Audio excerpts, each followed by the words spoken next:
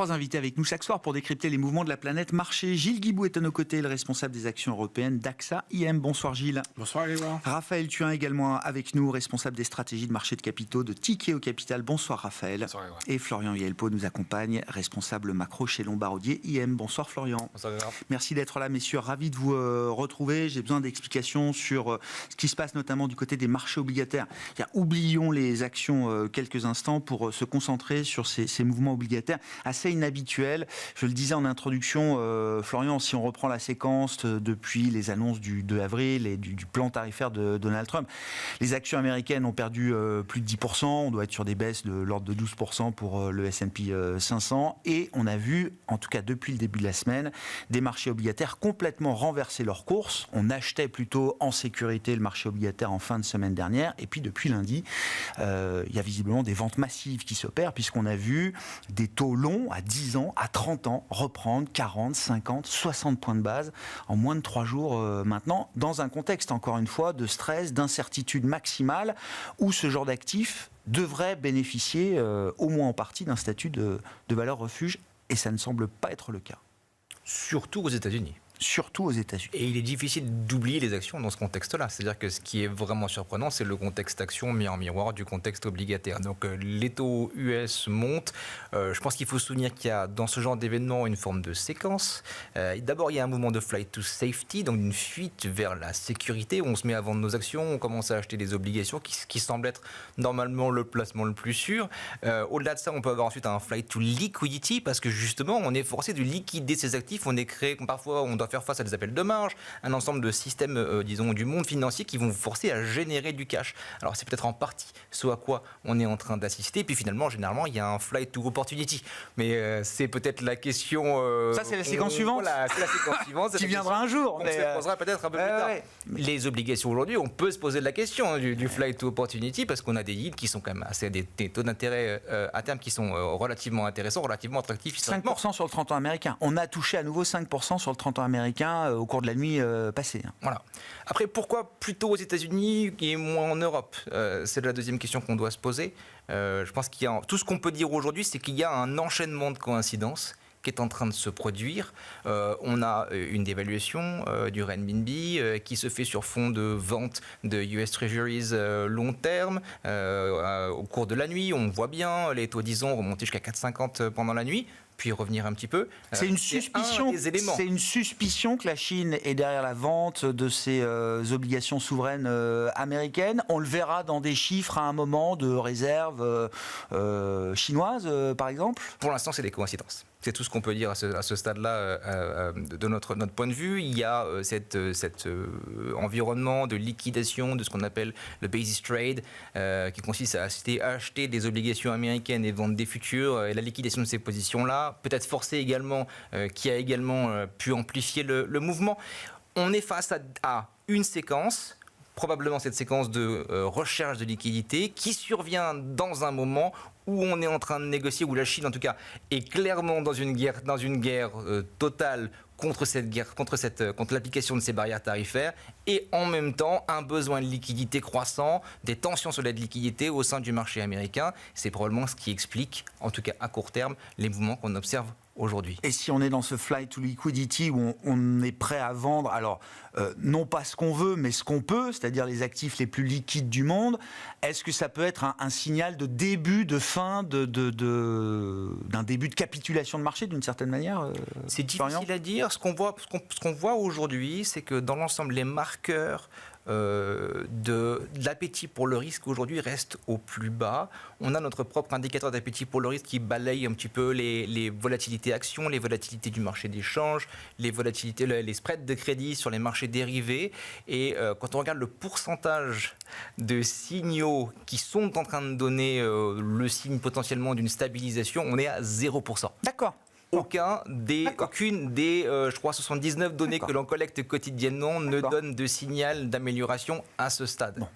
Bon, la valorisation de marché reste un argument valable aujourd'hui. Les ménages américains aujourd'hui, les investisseurs privés américains ont participé à la stabilisation qu'on a pu connaître au cours de ces derniers jours en se plaçant en face des investisseurs professionnels qui étaient en train de liquider leur position. Ouais. Eux continuent à avoir de l'optimisme, pas dans les enquêtes, mais dans leur positionnement. Oui.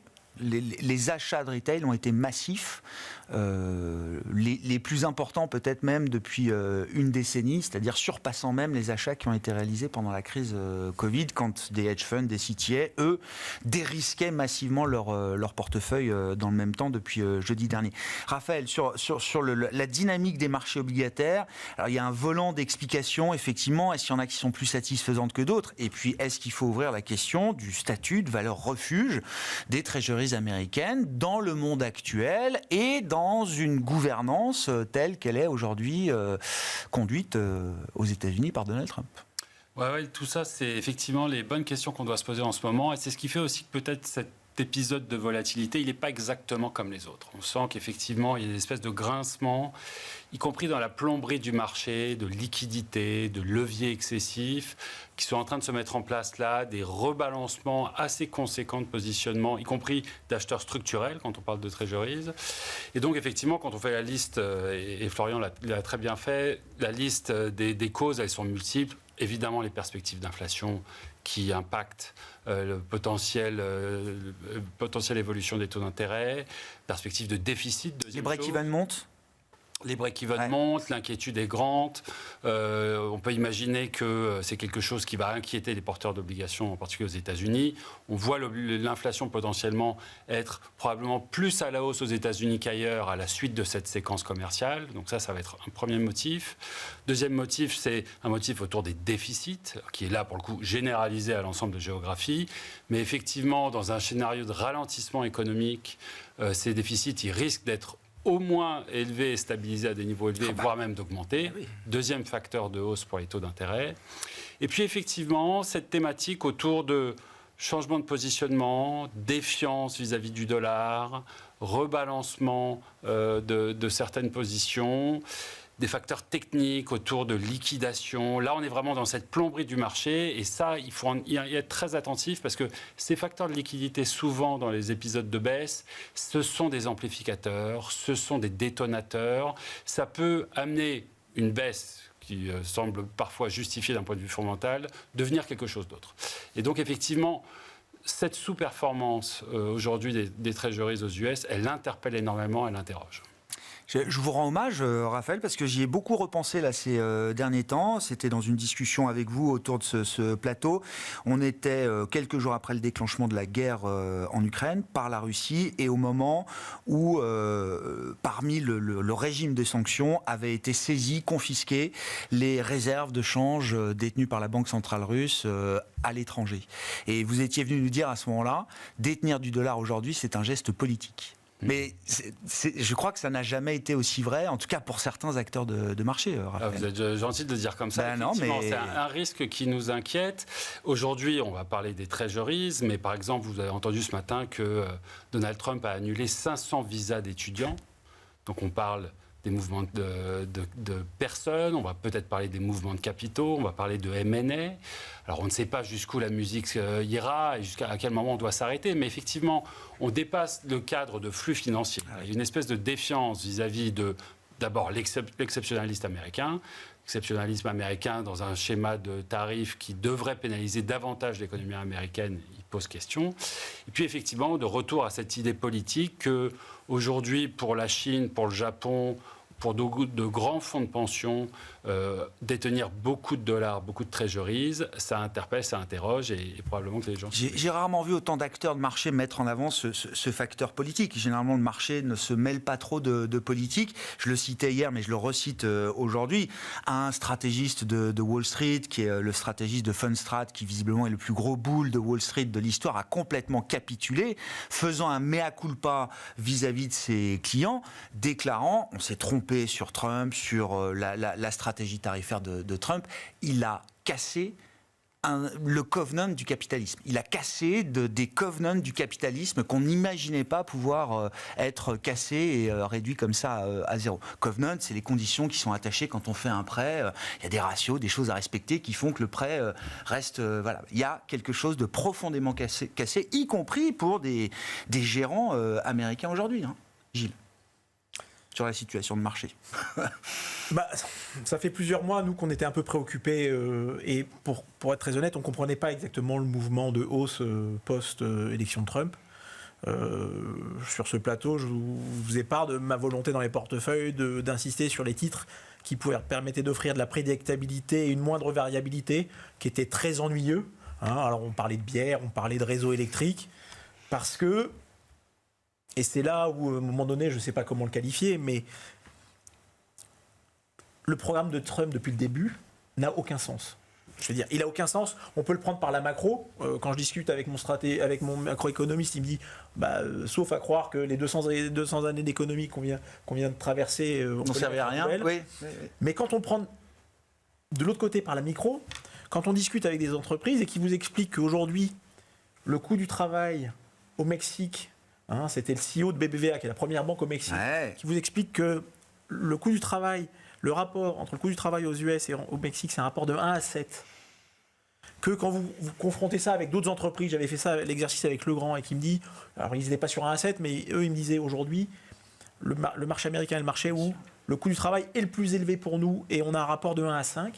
Vous comprenez très vite que vouloir rapatrier des emplois dans une situation de plein emploi n'a aucun sens. Et qu'en plus de ça, et quand vous mettez en perspective l'interview de Trump hier, son discours, où en fait il se félicite de pouvoir rouvrir des mines de charbon, vous comprenez qu'il a une vue complètement passéiste de l'économie, que ce qui a fait la richesse de l'économie, c'est justement ces théories de vitesse de circulation de la monnaie, que quand on met des tarifs douaniers, on est en train de faire exactement le contraire. Donc on peut le prendre par tous les bouts, mais ça n'a aucun sens depuis le début. Et donc nous, comprenez pas. Alors bon, moi on n'est pas économiste, on essaye de devoir gérer au quotidien. C'est déjà suffisamment compliqué, donc on essaye de pas se mettre trop contre le mouvement, parce qu'en fait on peut se faire très mal quand on se met contre le mouvement.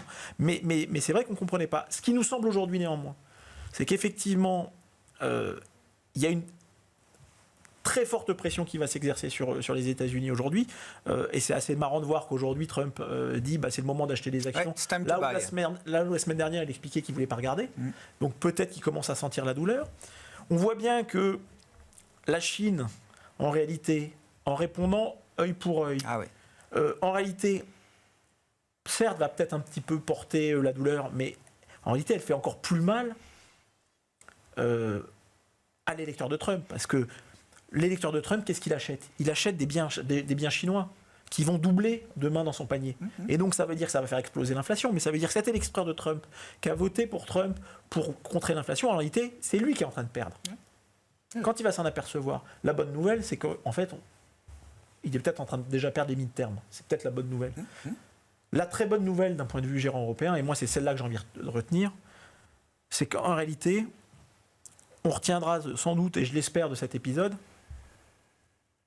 qu'il a été le réveil nécessaire pour la conscience européenne. Et qu'en réalité, depuis plus de 25 ans, les démocrates avaient complètement anesthésié les Européens parce que justement, ils offraient ce côté safe haven et la protection nucléaire. Tout en jouant la carte America First. Les tarifs sont restés, enfin je veux dire, mais tout ça n'a pas bougé. Mais qu'en réalité, ils étaient en train de déplacer le centre de gravité sur le Pacifique.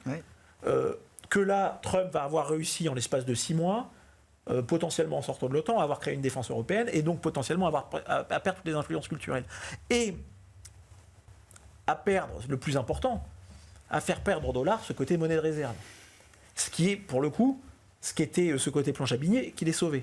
Ils avaient la planche à billets qu'aucun autre pays n'avait. Donc en réalité, ça veut dire que pour l'Europe, c'est sans doute bien. Bon, la mauvaise nouvelle, c'est qu'à court terme, c'est un marché bon pour très important. Et c'est quand même bon pour personne à court terme. Et ça va être bon pour personne à court terme. Voilà. Mais si on raisonne, et c'est un peu ça que j'ai envie de retenir en tant que citoyen, je me dis, c'est peut-être une bonne nouvelle, mais d'un point de vue économique, de toute façon, son truc n'a pas de sens. Ça veut dire que le long-term game narratif, c'est bon pour l'Europe. C'est-à-dire c'est en Europe qu'on aura envie de jouer peut-être une histoire longue, plus rentable, plus profitable. D'autant que si on regarde les flux, encore aujourd'hui, on a un certain nombre d'acteurs qui sont encore positionnés sur le marché américain alors qu'ils n'ont pas vocation, ils n'ont pas raison d'y être. Donc ça veut dire que jusqu'à maintenant, ils y étaient en disant parce qu'à chaque fois, on gagne plus et il y a plus de croissance et en plus, le dollar est fort. Mais en réalité, quand on va faire les comptes à la fin du semestre et qu'on va voir qu'on a perdu sur les actions, mais qu'en plus on a perdu sur le champ, ça c'est sûr. Les clients vont dire mais qu'est-ce que vous avez été faire des actions américaines ? C'est pas votre mandat. C'est sûr. Et donc ils vont devoir rapatrier. Et donc ça veut dire que sur l'Europe, on va avoir, alors là ça ne va pas être facile, mais on risque d'avoir un retour de flux, et finalement, il va falloir rendre grâce à l'Allemagne, parce que si elle met en action son plan d'investissement, ça pourrait venir amoindrir la douleur, parce que je ne veux pas dire que ça va être suffisant pour compenser, mais qu'en tout cas, on va retrouver peut-être un peu plus de dynamique, ça va venir et que du coup, là où on avait tous dans nos portefeuilles une volonté de largement internationaliser, peut-être que dans un premier temps, on va peut-être chercher à être un peu plus domestique, et en tout cas, moi, la conviction que j'ai, alors même si on regarde toujours les boîtes de croissance qui ont de la visibilité, les softwares, à court terme, je trouve que les réseaux, les télécoms, Les actifs réels, quoi. les actifs réels, mais qui ont cette croissance visible, en plus un peu régulée, Ouais. bah c'est pas mal pour se planquer, parce que surtout les réseaux, parce qu'en fait, on a des investissements obligatoires qui vont faire de la croissance. Ouais. Alors, avant d'évoquer le long terme, je veux qu'on revienne quand même à ce qui se passe en ce moment, Florian.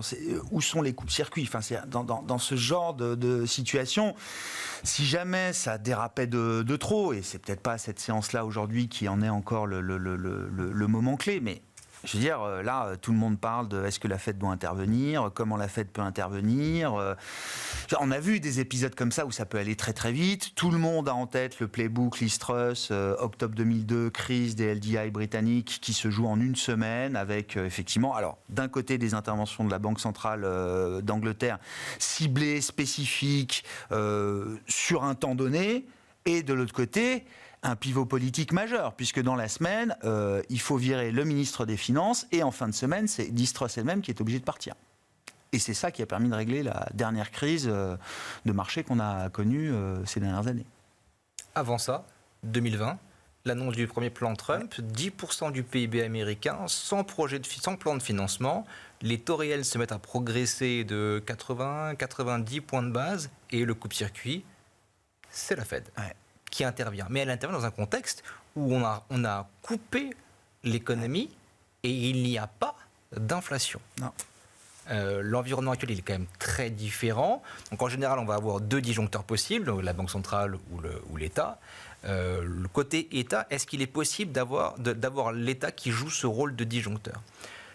Dans l'équipe Trump, je suspecte qu'il y ait un économiste qui un jour a ouvert dans sa vie un papier qui s'appelle Rules Rather Than Discretion, qui est la règle plutôt que la discrétion de Killand et Prescott, ça leur a valu le prix Nobel, dans lequel ce papier est un papier très simple qui explique que, en général, si vous voulez effectuer de la coercition vis-à-vis d'agents économiques, il faut fixer une règle. Et lorsque vous avez fixé une règle, vous vous êtes lié de vos propres mains et vous devez aller au bout de la règle, quoi qu'il arrive. La présentation des droits de douane ressemble furieusement à ça. C'est pas de façon discrétionnaire. On nous a pas dit, toi ce sera ça, toi ce sera ça. Ce qu'on nous a dit, c'est, voilà, on a une formule. Alors cette formule, il se trouve qu'en fait c'est 50%. Oui, c'est le déficit bilatéral, quoi. Tout simplement. Oui. Mais c'est une formule et c'est au minimum 10% ou ça. Et ça, c'est une règle. Du coup, il va être peut-être difficile pour l'administration de Trump de sortir de cette règle-là qu'elle s'est auto-imposée.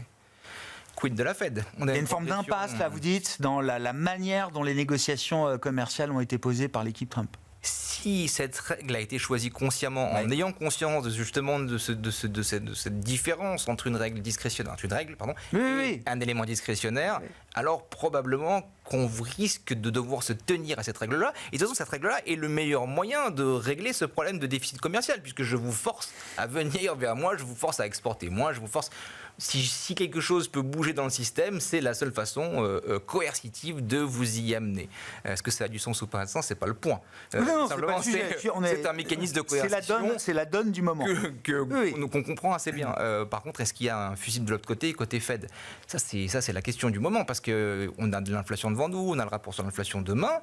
Les anticipations d'inflation, les break-even, comme le disait Raphaël, progressent à un an. Au début, c'était un choc sur l'année 2025 qui était pricé, mais pas 2026. Là, maintenant, on a un choc sur 2025 et 2026 qui a commencé à être pricé. Là où on price moins d'inflation, c'est sur la partie longue. Et en général, c'est la partie longue c'est le break-even inflation, c'est l'anticipation d'inflation à 10 ans qui se met à baisser dans les mauvais moments. C'est lui qui nous amène ce fameux effet de diversification. Clairement, on n'y est pas. C'est très visqueux. Trop d'inflation encore dans les systèmes. La Fed est mal à l'aise par rapport à ça. Il est difficile aujourd'hui de voir la Fed agir. Maintenant, la Fed, son premier rôle, on le rappelle toujours, c'est d'être le gardien de la stabilité financière. Ouais, bien sûr. Si on voit des taux qui dépassent les 5% sur pas de les 10 ans... stabilité des prix et pas de croissance sans stabilité financière. Ça, c'est le premier mandat. C'est aussi le premier mandat de la BCE. C'était le mandat que Draghi avait empoigné. Il est possible qu'on fasse de même du côté américain. Pour l'instant, en tout cas, il n'y a pas de panique. S'il n'y a pas de panique, il n'y a pas de problème de stabilité financière. Le marché continue de fonctionner, parce que c'est ce qui fait intervenir la Fed en 2020. C'est une telle demande pour le dollar que tout ça sèche, et qu'on a des marchés qui dysfonctionnent. Est-ce qu'on est déjà proche d'un moment comme celui-là, Raphaël, ou est-ce qu'il y a encore un peu de place pour laisser les prix s'ajuster, si c'est le sujet? Alors, on n'en est pas là aujourd'hui. On ne voit pas encore de crise de liquidité grave. On constate qu'il y a des tensions, très clairement, y compris sur des marchés liquides où on a beaucoup de mal à obtenir de bid. On commence à voir quelques ventes forcées. Ce n'est pas encore des dislocations majeures sur certains de ces marchés, mais on commence à sentir le stress. On voit que sur aussi des marchés moins liquides, semi-liquides, on a des problématiques de sortie. On va parler par exemple des CLO, où on sait qu'aujourd'hui il y a des pressions vendeuses, y compris des ETF, dans un marché qui s'y prête mal. Donc ça, c'est des choses qu'on va regarder. Mais on n'est pas encore dans un moment où le funding disparaît et où la Fed doit intervenir. Les banques centrales, on l'a bien dit, elles sont très contraintes aujourd'hui de toute façon. Donc en termes de disjoncteurs, on va être déçus. Elles ont cette problématique d'inflation sur les bras, la Fed en particulier. D'ailleurs, on l'entend dans le discours ces derniers jours. Elles sont toutes là à dire, attendez, pour l'instant, nous, on ne fait rien, il n'y a pas de raison d'agir. On sent qu'elles vont vouloir retarder un petit peu le mouvement. Il y a aussi un dernier effet disjoncteur quand les marchés commencent à corriger ou quand les économies commencent à vaciller et qu'on voit vraiment des baisses significatives, c'est les valos. Ouais. Quand on peut se dire, ça y est, les valos sont suffisamment peu chers, je ferme les yeux, je pense à autre chose, j'achète et demain, tout ira mieux. Et là aussi, ce disjoncteur, il est très contraint. Les valos, elles ne sont pas chères. C'est pas un screaming buy, là? C'est loin d'être un screaming buy, selon nous. Sur les primes de risque, sur le crédit, on a péniblement dépassé les 400 points de base sur la yield. On est assez loin d'un scénario de ralentissement, de récession, d'augmentation des défauts. Sur les actions, c'est encore plus frappant.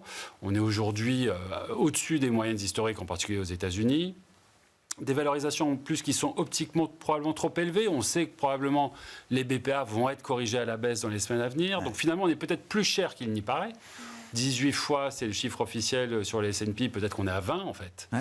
Et si vous regardez sur les plus bas de marché en termes de valorisation sur les crises précédentes, au S&P, on est plutôt à 15, 14, voire en dessous. Là, aujourd'hui, on est plutôt à 18. Et en Europe, on est plutôt parfois même en dessous de 10. Là, aujourd'hui, on est plus proche de 13. Donc, la Fed ne sera absente. C'est difficile de rentrer en disant que le marché est suffisamment pas cher. Ça laisse beaucoup de place pour qu'encore on ait une continuation de cette tendance. Ça va être la séquence de résultats d'entreprise, là, qui va être, j'imagine, très particulière. Comment les entreprises vont pouvoir offrir des perspectives? Est-ce que ça va être aussi une forme de contre-pouvoir? Est-ce que la parole des CEO aux États-Unis, en Europe, va se libérer d'une certaine manière un peu plus que d'habitude pour expliquer quand même toutes les conséquences de la situation et en tout cas de tarifs s'ils étaient amenés à rester en place à ces niveaux-là?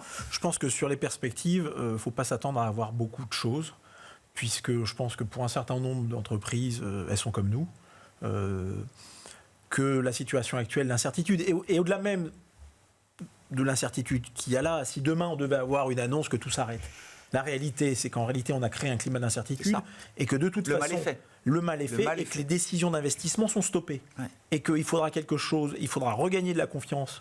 Donc le de la confiance, qu'est-ce qui peut faire qu'on regagne de la confiance? Est-ce que c'est un départ de Trump, quelque chose qui pourrait... Mais ça ne va pas se faire du jour au lendemain. C'était le départ de Truss qui avait permis de terminer la crise des LDI britanniques. Personne n'imagine un départ de Trump. Non, bien sûr, mais du coup, la confiance va parvenir. Donc le choc sur l'économie va arriver. Donc quand on est un dirigeant d'entreprise aujourd'hui, qu'est-ce qu'on peut dire? C'est compliqué. On ne va pas faire des promesses qu'on ne va pas tenir, c'est encore pire. Donc c'est d'essayer d'avoir des communications à minima sur les éléments qu'ils peuvent avoir sous contrôle. Et là encore, suivant les secteurs, c'est très compliqué. C'est-à-dire qu'il y a des secteurs où vous avez plus de visibilité. Et donc on en revient vraiment à ce positionnement. C'est qu'aujourd'hui, effectivement, c'est plus facile de donner de la visibilité quand vous êtes un opérateur de réseau électrique, parce que, surtout si c'est de la transmission, parce que c'est des projets qui sont planifiés à 10 ans. Et donc là-dessus, il ne va pas se passer grand-chose. Surtout qu'on en a besoin, donc ça ne va pas s'arrêter. Si c'est de la distribution, ça peut être un peu plus volatile, mais ça l'est moins, que si vous êtes dans la production automobile, où là, vous ne savez pas quelle sauce va être mangée. Donc, ça veut dire quoi ? Ça veut dire que dans les secteurs où les CEO peuvent avoir un tout petit peu de visibilité sur une part, on aura peut-être des messages, mais sur les autres secteurs, dans l'ensemble, on devrait avoir des messages qui devraient être à minima sur le trimestre, mais certainement pas sur la fin. Ouais. Est-ce qu'on peut imaginer que des entreprises européennes, en l'occurrence celles que vous suivez, fassent des annonces d'accélération de leur plan d'investissement aux États-Unis, ou à l'inverse, c'est pas du tout le sujet, voire pire? Est-ce que peut-être que des programmes d'investissement annoncés aux États-Unis vont se retrouver mis en suspens pendant une période à définir? Là encore, Parce que Trump, il attend ça. Non, là encore, il veut les plans d'investissement. Par cas, il s'est félicité d'avoir CMA-CGM qui investissait aux États-Unis. La belle affaire. CMA-CGM avait besoin, c'est son métier, d'avoir accès à des terminaux portuaires. Je veux dire, il n'y avait pas besoin de tarifs, il y a besoin. C'est ça. En plus, ils se font bien voir. Donc, il a été très malin. Et en plus, il a été lui présenter sa carte où il faisait avec le marqué Golfe d'Amérique dessus. Donc, le mec a été très malin. C'est de la pure opportunité. Je ne sais pas s'il était très content de se retrouver dans le bureau ovale avec le grand tableau à côté de Trump, comme un petit enfant. Mais bon, c'est un avis personnel. En tout cas, tout le monde parle de lui, tout le monde parle de son investissement. Mais son investissement, il l'aurait fait quoi qu'il arrive. Il y avait un risque quand même qu'on mette des tarifs sur les bateaux. Donc il y avait bien une logique quand même à le faire. Donc de passer au travers. Bon, est-ce que on a eu pas plus tard qu'il y a 2 semaines, Prysmian qui a annoncé qu'il rachetait une entreprise aux États-Unis. Mais pourquoi ? Parce que pour eux, c'est un gros marché. C'est où il y a quand même, de toute façon, qu'on veuille ou non, beaucoup de data centers, et que ça les intéressait. Mais les investissements qui vont être faits aux États-Unis seront des investissements faits pour du local. Je ne suis pas sûr qu'on aille faire de l'investissement aux États-Unis pour aller faire avec une destination d'export.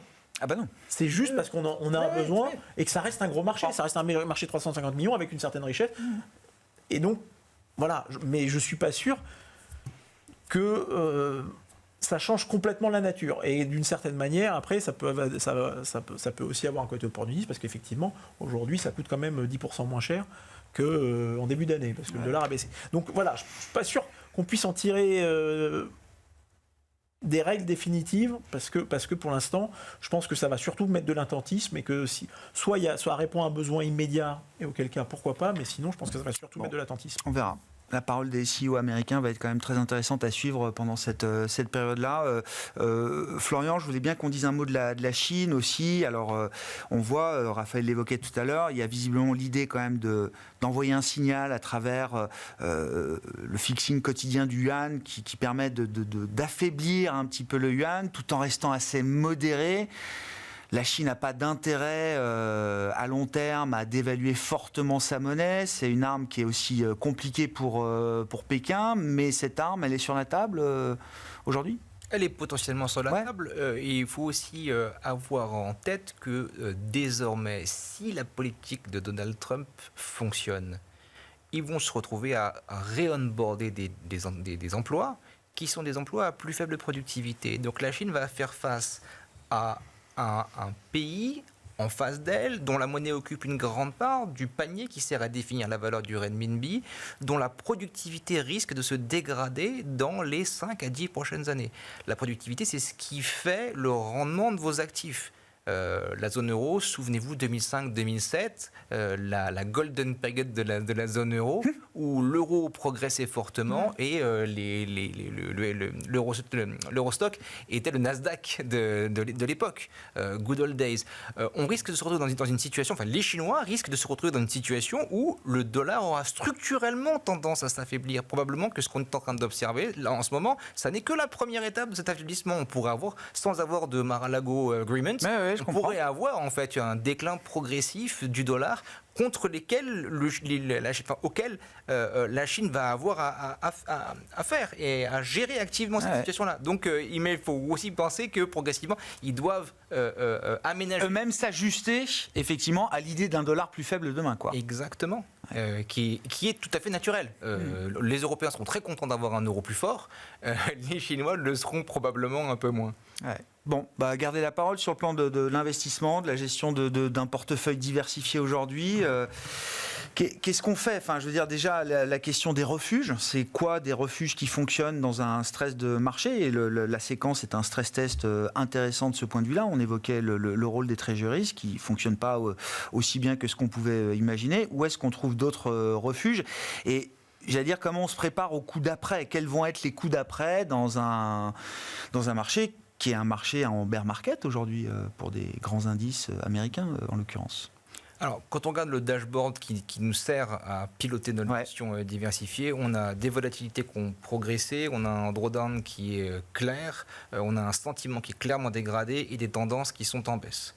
Tout ça, nous, naturellement, notre réflexe, c'est la règle plutôt que la discrétion, c'est de délester nos portefeuilles globalement de nos expositions. Pas que des actions, mais également des obligations et du crédit dans l'ensemble. Donc on a eu, en début d'année, on avait une exposition de marché totale de 150%, qui est notre moyenne de long terme dans nos portefeuilles, dans notre stratégie multi-asset classique. Aujourd'hui, on a 70% d'exposition. Donc on a divisé par deux nos expositions, on a 30% de cash. Ça, c'est la première mesure qu'on a prise, parce que le cash, que ce soit en euros ou en dollars, il reste très attractif. En francs suisses, beaucoup moins, malheureusement, pour nos clients. On a vu des taux négatifs sur le 2 ans suisse il y a quelques jours. Les rumeurs montent. Déjà, sur les taux de marché, on les a vus brièvement repasser sous zéro, je crois. Exactement. Donc ce cash, pour nous, ça reste attractif, d'une façon habile, en tout cas, de diluer cette phase de flight to liquidity que je mentionnais précédemment. Des 70% qui nous restent, on va avoir à peu près 50-55% d'exposition au marché classique, bien diversifiée. On conserve la moitié de nos expositions quand même en obligations globales, mais on va avoir 15 à 20% d'exposition à des stratégies convexes, à des stratégies de volatilité, à des stratégies de suivi de tendance intraday, des choses qui vont nous aider justement à mieux gérer, à jouer un rôle de tampon le temps que progressivement on arrive à continuer à leverager. Si la baisse se poursuit, si cet ensemble de facteurs négatifs que je décrivais reste avec nous, et au contraire, si les choses s'améliorent, on sera ravis de reparticiper à nouveau à la montée des marchés. Aujourd'hui, pour nous, on passe d'une zone de prudence à une demi-défense. D'accord. On est le point le plus bas de l'exposition, c'était 30% d'allocation marché total, donc 70% de cash. Souvenez-vous, en 2022, oui, je me souviens très bien. On y est. C'est vrai que j'avais pas en tête que 150% d'exposition c'était votre moyenne, parce que moi je vous ai rencontré à l'époque, vous étiez 70% cash, Florian. Donc effectivement, là, j'entends. Voilà comment on aborde les choses aujourd'hui. En fait, on passe de, même plus collectivement pour Lombardier Investment Manager, on est passé de chercher de la résilience dans les portefeuilles à activement chercher de la défense pour protéger nos. C'est un cran supplémentaire effectivement dans la protection des portefeuilles du capital. Quelle attitude est-ce que vous adoptez là chez Tikehau Capital aujourd'hui pour la partie marché de capitaux, notamment Raphaël ? On est aussi très prudent. On considère que c'est un changement de régime économique, un changement de régime de marché, que c'est probablement le début d'une phase qui pourrait durer. On n'a aucune idée de ce qui se passera demain. Probablement qu'on aura une forme de désescalade à un moment. Probablement qu'on aura des négociations autour de ces droits de douane. Les tarifs chinois peuvent pas rester à 100%. Je pense que là, on est dans un scénario de destruction mutuelle massive qui n'arrange personne. Qui va très vite, en plus. Qui va très vite. Donc probablement qu'il y aura des bonnes nouvelles, des soulagements de marché, des rebonds erratiques. C'est vraiment là où on est aujourd'hui. On ne préjuge pas de ces jours à venir. Sur le long terme, le constat, et c'est ça qui importe pour l'investisseur, perspective de croissance, perspective bénéficiaire des entreprises, perspective d'avoir des banques centrales aussi en soutien. Ces trois critères d'investissement long terme, ils sont aujourd'hui assez significativement endommagés. On est en train de réviser toutes nos hypothèses d'investissement ligne à ligne, à réviser à la baisse effectivement le potentiel de croissance de bénéfices, à imaginer aussi que sur les taux, il ne va pas falloir non plus trop compter sur les interventions massives. Et donc ça, sur le long terme, c'est ça que ça veut dire, indépendamment presque des quelques jours à venir, des négociations à venir. Donc ça fait du cash, clairement. Le cash, c'est important aujourd'hui pour avoir aussi la capacité de redéployer quand les valos redeviendront attractives. Encore une fois, aujourd'hui, elles ne sont pas nécessairement. On n'a pas envie de se précipiter. Et puis, effectivement, la défense, c'est le bon mot. Aller chercher des valeurs plus défensive. On en a beaucoup parlé, mais plus d'Europe. On a l'impression que l'Europe semble effectivement plus immunisée, on va dire, à cette dimension commerciale que d'autres géographies, et qu'en particulier les États-Unis. Et puis évidemment, une analyse ligne à ligne, donc à l'ordre 1, pour chaque entreprise, quel est l'impact d'éventuels droits de douane. Certains secteurs seront plus touchés que d'autres, faire des scénarios. Et puis aussi à l'ordre 2, dans un scénario de ralentissement économique, pour certains secteurs plus cycliques évidemment, là aussi l'impact pourra se faire sentir.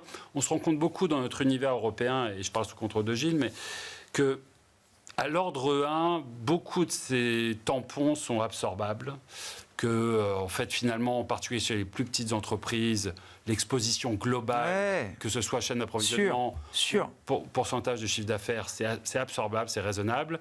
C'est l'ordre 2 qui inquiète aussi. C'est-à-dire, qu'est-ce qui se passe s'il y a une récession, un ralentissement? L'Europe est globalement un peu plus cyclique que d'autres géographies. Et c'est vrai que de ce point de vue-là, c'est aussi là-dessus qu'on regarde beaucoup les portefeuilles. Donc voilà, une analyse ligne à ligne, plus de cash, plus de défense, un rééquilibrage vers l'Europe. Et puis peut-être aussi pour finir, beaucoup de perdants dans cette histoire, évidemment. Et puis peut-être quelques gagnants. Et dans ces gagnants, évidemment, par exemple, la défense européenne, comment ne pas en parler? Oui, dans ce nouveau monde, on va renforcer nos capacités de défense en Europe, on va acheter européen, c'est un exemple. Et vous me voyez venir, il y a probablement un prolongement à cette notion de défense. Nous, on parle beaucoup de souveraineté. Oui, d'autonomie stratégique, souveraineté, bien sûr. Aujourd'hui, voilà, c'est la défense. Demain, est-ce que ça sera la pharma? Ça va être le sujet de conversation des jours. Mais c'est un thème qui s'élargit. Qui doit pouvoir s'élargir. En tout cas, qui n'a pas de raison de s'arrêter nécessairement à la défense. Gilles, sur les actions européennes, dans la continuité de ce que je veux dire, je pense qu'effectivement, sur la souveraineté, c'est un vrai sujet, et c'est quelque chose qu'on regarde de près. Et je pense que l'énergie, et notamment l'électrification de l'économie, parce qu'on pourrait se dire, avec Trump, c'est aussi la fin de la transition énergétique. En réalité, ça va être un accélérateur sans doute pour l'Europe, parce qu'en réalité, le seul moyen pour l'Europe qui n'a pas de ressources de pouvoir être indépendante, c'est d'électrifier encore plus son économie, sachant que les process industriels aujourd'hui, de plus en plus s'électrifient. Donc cette électrification, elle reste une lame de fond, et elle passe... Alors je le répète, mais parce que pour moi aujourd'hui c'est vraiment le havre de paix dans le portefeuille par les réseaux. Et c'est pour ça qu'on ne fera pas l'économie et qu'on a de la croissance visible. Et derrière les réseaux, on peut venir plugger un certain nombre de choses. Des câbles, des choses comme ça. Alors il y a forcément une composante cyclique, mais du coup, dans des portefeuilles actions, malheureusement, qui plus est européen, en termes de diversification, on ne peut pas faire vraiment du cash, on peut pas faire. Donc, on a des actions européennes. Je comprends, Et donc, c'est dans la structure du portefeuille, on va chercher ces actions plus prédictibles, plus prévisibles. Donc, on avait remonté la consommation durable, qui est en plus, se traite sous les moyennes de long terme. Alors, encore une fois, ça ne fait pas rêver, mais quand on a du Heineken qui doit se payer 13 fois, que la moyenne de long terme, c'est plutôt 15 fois, il y aura peut-être un petit peu moins de consommation de bière, mais s'ils ratent, ça ne va pas être de grand-chose. Et que globalement, ils vont quand même avoir une croissance attendue cette année entre 4 et 8%. Même s'ils font 4, on ne leur en voudra pas. Donc c'est vraiment d'essayer de rajouter cette composante-là, visible, prévisible. Et à côté de ça, profiter des baisses pour quand même... revenir sur les titres qu'on aime bien, et qui sont des titres qui ont des positionnements structurels au sein de leur secteur qui sont forts. On peut penser à des softwares, un Dassault Systèmes, un SAP qui corrige, revenir sur ces leaders européens.